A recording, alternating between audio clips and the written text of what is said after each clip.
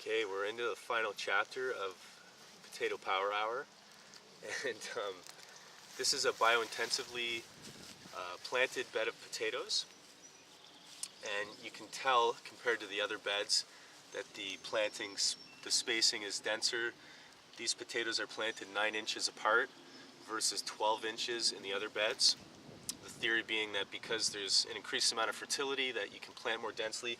And look at the cover in here. It's really dense, and I actually haven't had to weed in the areas where this has grown up and now for probably a week or more. There's very little weed pressure now compared to some of the open areas or even the other beds. So I noticed that right off the start, the weed pressure was generally lower in this bed for whatever reason.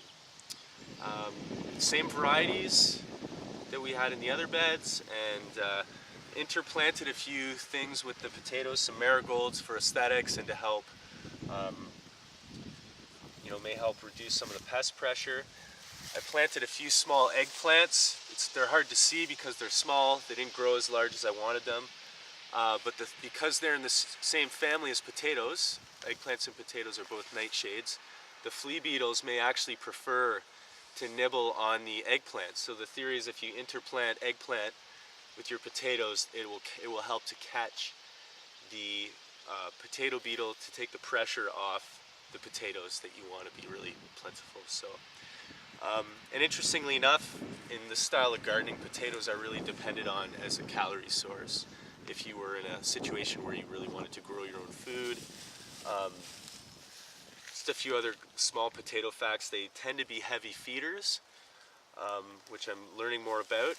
And they also have fairly high moisture requirements. They don't need to be watered all the time, like they will survive without moisture, but more moisture will help develop the tubers. At the same time, they don't like to stay wet very long because that can increase mold and certain pests and scabs that form on the tuber. So they like to get wet and then drain and dry out. So, and that's essentially what the weather's largely been like that we've had. We haven't really had to water these beds much at all.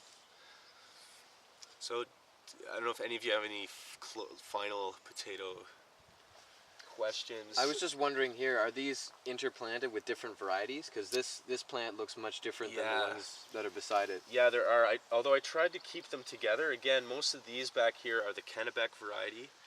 I think I have a row of Kennebec, and then a row of Yukon Gold on the outside, and then some mix down the middle. Now again, some of them didn't sprout through the ground for whatever reason. When I planted this bed, it was late.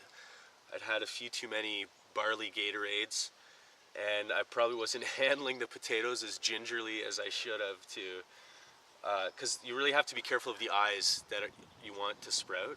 I may have knocked them around or put them in the ground a little too hard. So at any rate, some of them didn't take, so I've got some space now in this bed to plant other things throughout the season. And I've tried planting a few more that'll just come out a little later. We'll see, maybe they'll just be some smaller new potatoes that we'll harvest. Yeah. I would have loved to have tried some other varieties. These were the seed potatoes I got and I was happy to get them, but there's just so many funky varieties of potatoes out there, colors, shapes. But that's like potatoes 202, we're just still at 101 here, ground level. Can you tell us more about the biointensive preparations you did for this bed, what that means? Yeah. So this bed, I mentioned earlier that it should have an increased amount of fertility, and that's because we loosened the soil deeply. So not only did I cultivate the top layer of the soil to loosen it up and prepare the bed, but I went down deeply and just loosened the soil, which should increase plants' access to nutrients down below. And by doing that also, I wasn't mixing the soil or really disturbing it.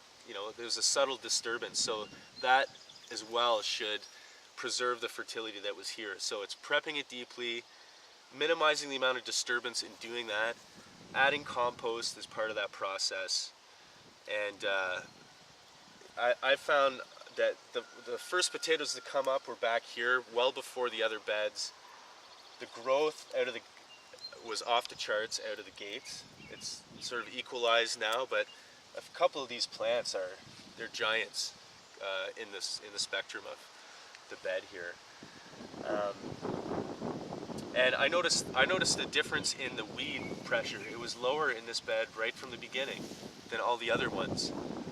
And I don't know if that's because we prepared it deeply or what, but it just doesn't seem to be as many weeds in this bed as my other garden beds.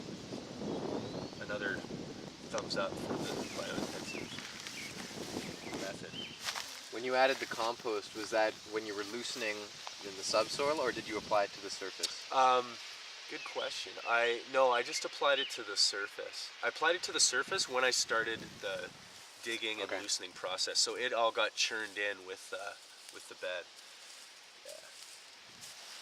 The other thing I've done here, as I've mulched all the pathways, I'm really liking that. Really like that way of gardening. Mulch paths, it keeps things simple. I could have done a better job at having crisper edges, but I'm a fan of that now. If you can get your hands on straw or hay, I think it's great. It's nice to walk on. Did you have a question, Rod? No? Okay. All right, so everything you did or didn't want to know about potatoes on a Friday afternoon. Nice.